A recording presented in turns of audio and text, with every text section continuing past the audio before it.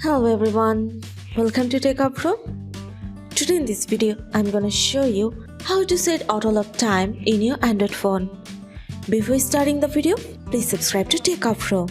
So let's get started.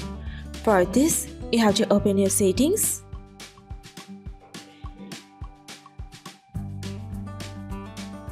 Now scroll down.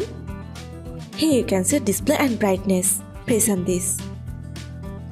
From here, you'll find Screen Timeout. In this option, you can set your lock time as you want.